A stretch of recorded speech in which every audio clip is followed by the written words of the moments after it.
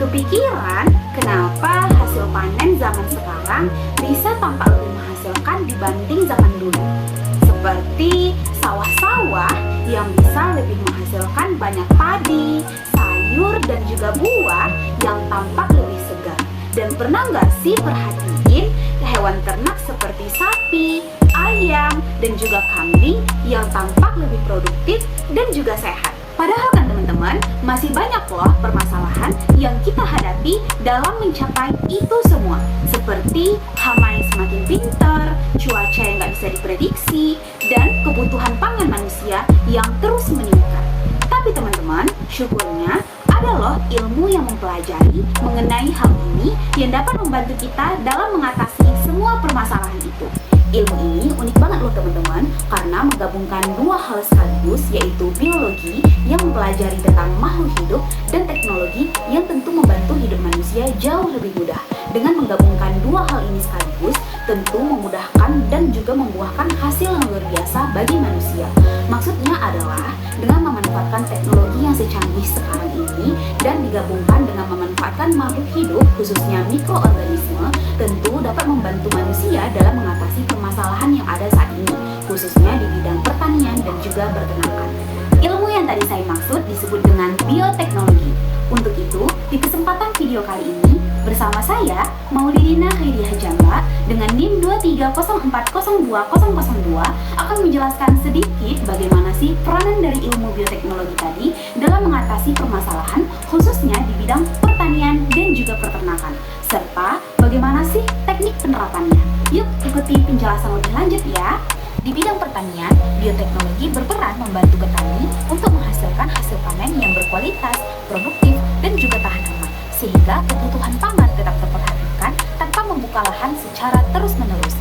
Kemudian daripada itu, bioteknologi juga membantu mengurangi penggunaan pupuk kimia dan juga pestisida, sehingga kesehatan tanah dapat terperhatikan dan hasil panen dapat melimpah.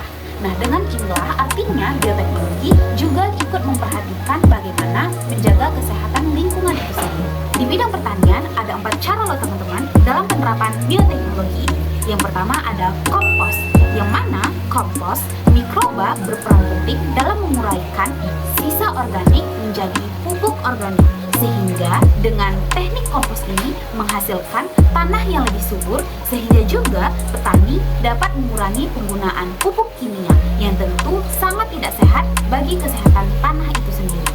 Teknik yang kedua ada hibridisasi dan juga pemuliaan tanaman, yang dimana teknik hibridisasi merupakan dilakukannya penyilangan dua jenis sifat tanaman yang berbeda untuk mendapatkan tanaman baru dengan sifat yang lebih oke. Misalnya, tanaman A memiliki sifat yang rentan terhadap hama tapi cepat panennya. Sedangkan tanaman B, dia itu lama panennya tapi kuat terhadap hama. Kemudian disilangkanlah tanaman A dengan tanaman B. Nah, sehingga menghasilkan tanaman baru yang memiliki sifat kuat terhadap hama tapi cepat panennya. Nah, itulah yang disebut dengan teknik hibridisasi. Nah, lalu pemuliaan tanaman ini adalah seperti mencari bibit terbaik dari persilangan hibridisasi tadi yang dilakukan secara berulang-ulang untuk mendapatkan bibit tanaman yang oke. Teknik ketiga ada teknik GMO, yang dimana teknik ini jauh lebih canggih. Teknik ini juga disebut dengan rekayasa genetika tanaman. Gen tanaman dapat diubah untuk mendapatkan sifat yang baru, seperti tahan kekeringan dan lain sebagainya. Dengan teknik ini juga teman-teman, petani dapat bisa panen walau cuaca nggak bisa diprediksi. Teknik terakhir dari penerapan bioteknologi di bidang pertanian adalah kultur jaringan, yang dimana kultur jaringan ini diibaratkan sebagai memfotokopi tanaman, yang mana sebagian potongan kecil dari tanaman dapat menghasilkan bibit unggul dari tanaman itu sendiri, seperti bebas penyakit dan lain sebagainya. Nah, teknik ini teman-teman cocok untuk menghasilkan tanaman unggul walau dalam waktu singkat. Nah, teman-teman, itu tadi beberapa peran dan juga teknik penerapan dari bioteknologi di bidang pertanian. Lalu, di kesempatan ini kita akan membahas tentang bioteknologi di bidang peternakan. Apa saja sih peran dari bioteknologi di bidang peternakan dan bagaimana teknik penerapannya?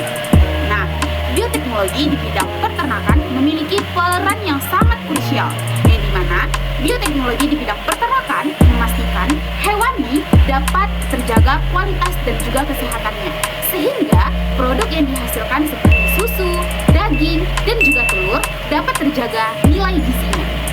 Nah, teman-teman, ini sangat penting banget loh, karena seperti yang kita ketahui, dengan bertambahnya jumlah populasi manusia, kebutuhan pangan terus meningkat, sehingga disinilah peran dari bioteknologi di bidang peternakan, memastikan bahwasannya kebutuhan pangan dapat tersedia secara efisien dan juga cepat serta berkualitas. Nah, teman-teman, di samping teknik penerapan dari bioteknologi di bidang pertanian tadi, ternyata di bidang peternakan, bioteknologi juga memiliki cara atau teknik penerapannya loh, agar hewan ternak dapat terjaga kualitas dan nilai gizinya.